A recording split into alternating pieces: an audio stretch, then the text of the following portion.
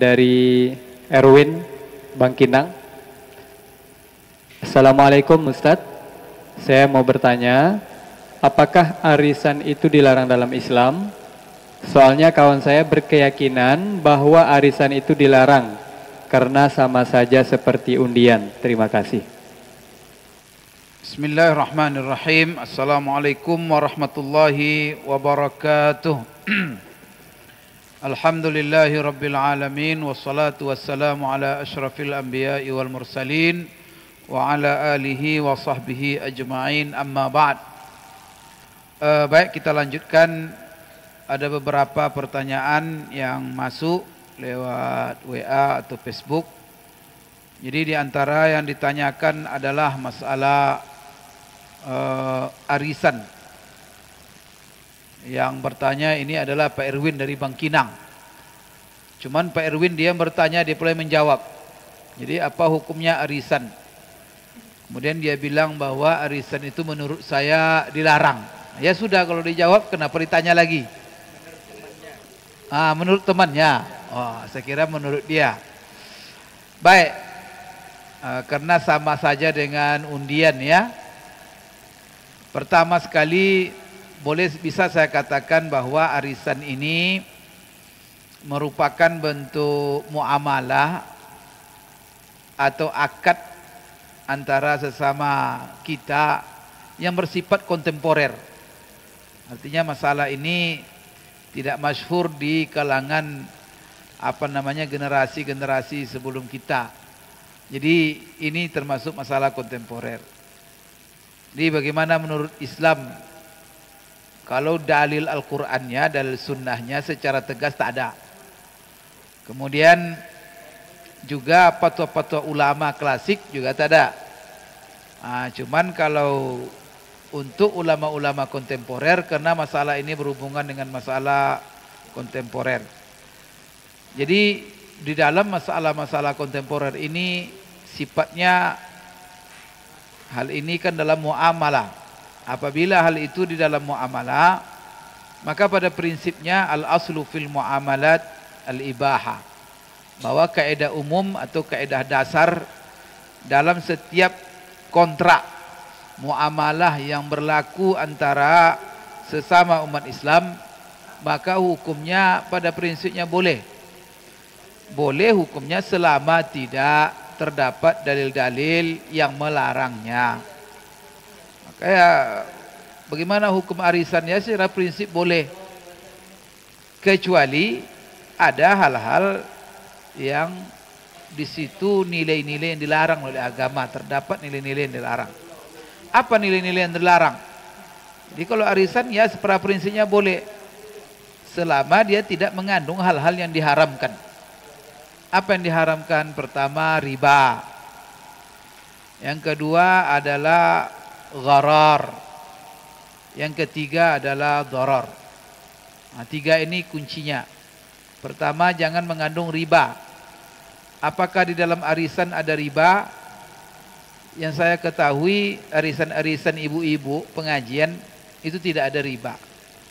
Karena prinsipnya adalah kesepakatan bersama untuk mengumpulkan sejumlah uang secara rutin.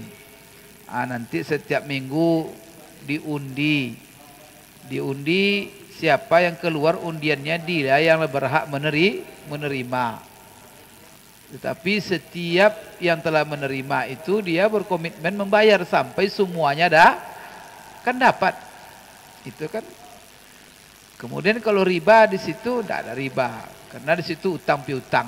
Maka dianggap bahwa orang yang membayar menerima dulu. Setelah itu dia membayar terus, berarti dia berutang.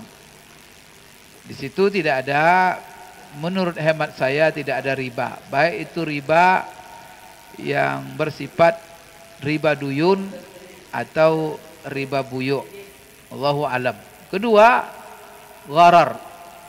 Gharar ini adalah spekulasi. Maka seperti judi. Spekulasi ini apa? Kalau dapat dia beruntung, kalau tidak dapat dia rugi. Sekarang dalam undian ini ada seperti itu. Jadi tidak semua undian itu haram. Undian yang haram itu adalah undian yang mengandung gharar, maisir atau judi. Apa itu? Kalau dapat beruntung, tak dapat rugi. Itu tuh. Nah, maka bagaimana orang kalau seandainya dapat beruntung tak dapat rugi? Yaitu orang yang membayar sesuatu, ingin mendapatkan sesuatu. Bayarannya jelas, tapi sesuatu itu tak dapat, tidak. Kayak judi ini. Pasang nomor. Nomor itu setiap nomor ada uangnya. Nah, sekian nomor dipasang, sekian pula uangnya. Tapi apakah dapat imbalan atau tidak? Nah, kadang dapat, kadang tidak. Nah, kadang pakai lotre. Sekali buka Anda belum beruntung, uang habis juga. Sekali buka Anda belum beruntung, uang habis juga. Itulah. Sampai kadang-kadang ini judi ini. Maka segala bentuk judi dilarang walaupun dalam arisan. Ada dalam arisan itu judi? Tak ada. Kenapa? Ya karena semuanya jelas kan. Siapa yang menerima nanti dia juga bayar. Dan bayar itu pasti. Kalau seandainya dia meninggal dunia belum sempat bayar, ya dibayar nanti dari harta wari yang diwarisi itu oleh ahli waris, dibayar itu nanti. Begitulah seterusnya. Kemudian yang ketiga merugikan, dharar namanya. Apakah ada unsur merugikan orang lain di dalam transaksi atau kontra arisan ini? Sepanjang pengetahuan saya tak ada. Artinya yang menerima pertama merugikan yang terakhir. Malah kadang-kadang ada yang pengen terakhir, ada yang tidak pengen pertama.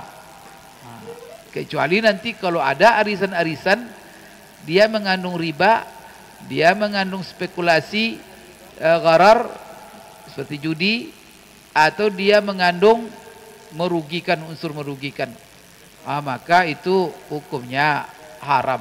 Haram kenapa?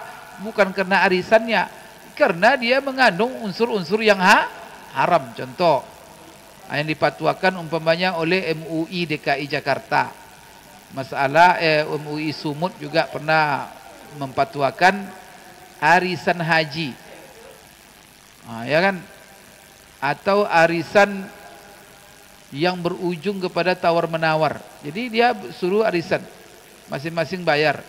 Setelah itu siapa yang berhak untuk menerima giliran? Maka yang menerima giliran sekarang giliran saya pengen giliran saya. Jadi bukan diundi caranya. Jadi penetapan orang yang berhak menerima periode sekarang adalah siapa yang paling mau ataupun yang paling mau dipotong paling besar uangnya, itulah yang akan menerima. Maka ditanya tawar menawar, punya anggotanya ada 20, punya yang diterima 10 juta. Salah satu, kamu mau menerima berapa potongan? Saya cuma sanggup 1 juta. Dan satu potongan 1.500.000. Sampai ada yang murah, pokoknya saya nerima sekalipun dipotong 5. Itu adalah haram hukumnya. Itu adalah haram. Di situ ada riba, di situ ada gharar, di situ ada dharar. Ini berbahaya sekali. Maka arisan seperti ini jangan masuk.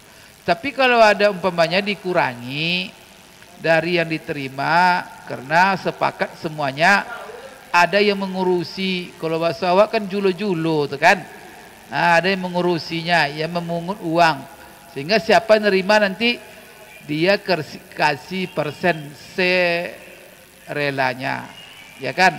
Atau ditentukan karena dia bekerja, maka siapa yang nerima nanti diberilah dia uang lelah, upahnya mungut-mungut. Itu tidak ada masalah kalau itu sepakat, ya kan? Tapi itu adalah apa namanya, kesepakatan bersama. Kemudian umpamanya masalah sekarang undian katanya. Apakah setiap undian itu dilarang? Enggak, malah undian itu solusi dalam syariah. Jadi apabila kita berhadapan dengan beberapa orang yang punya hak yang sama, tetapi hak itu cuma satu, tapi semuanya sama-sama berhak, maka siapa yang harus jadi bukan memindahkan, maka undian itu bukan memindahkan hak orang lain, tetapi ketika semuanya punya hak yang sama dan semuanya mendapatkan, tetapi siapa yang pertama, itu tidak ada masalah. Nah, maka semuanya mendapatkan, cuman ini untuk mendapatkan ini semuanya haknya sama. Contoh di dalam undian ini adalah Rasulullah SAW. Dia kan banyak istrinya 11, pernah 11 waktu hidupnya. Dia sering berpergian. Kemudian ketika berpergian tentu kan ada istri yang dibawa. Sekarang semua istrinya itu punya hak yang sama. Sekarang yang dibawa cuma bisa satu. Siapa yang akan mendampingi? Maka di sini solusinya diundi. Maka diundi keluar Aisyah, maka Aisyah yang pergi. Tapi besok ketika musafir lagi, Aisyah tidak ikut undian lagi. Tentu yang 10 sama undi kita kan juga gitu. Julo-julo yang sudah menerima tak masuk. Kan gitu kan. Rasulullah juga begitu. Jadi ketika besoknya berangkat lagi, maka tinggal 10 lagi diundi. Besok berangkat lagi tinggal 9, maka semuanya mendapat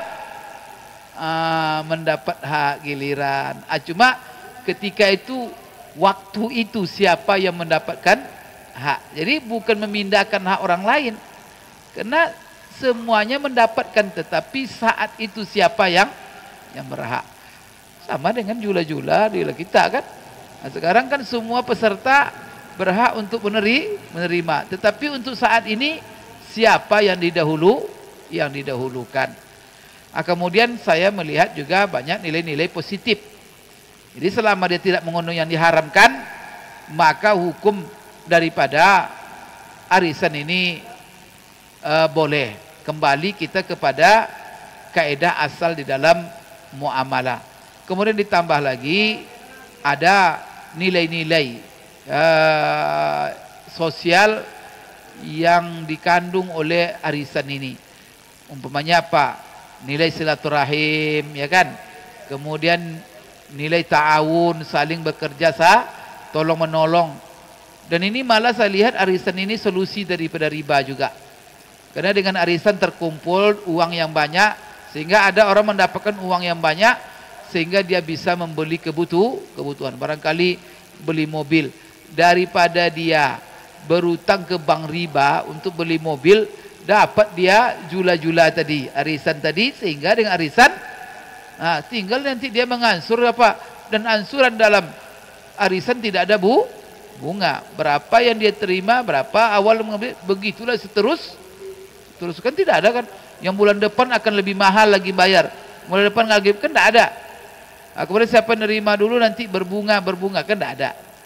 Daripada nanti dia pergi ke bank riba sehingga tersangkut dengan masalah riba. Jadi bahkan arisan ini adalah solusi juga bagi anggota-anggota yang punya kebutuhan yang mendesak, sehingga dengan dia menerima dalam uang jumlah yang banyak, dia bisa memenuhi kebutuhan tanpa harus pergi kepada atau merujuk kepada utang piutang yang mengandung unsur riba. Wallahu a'lam bishawab.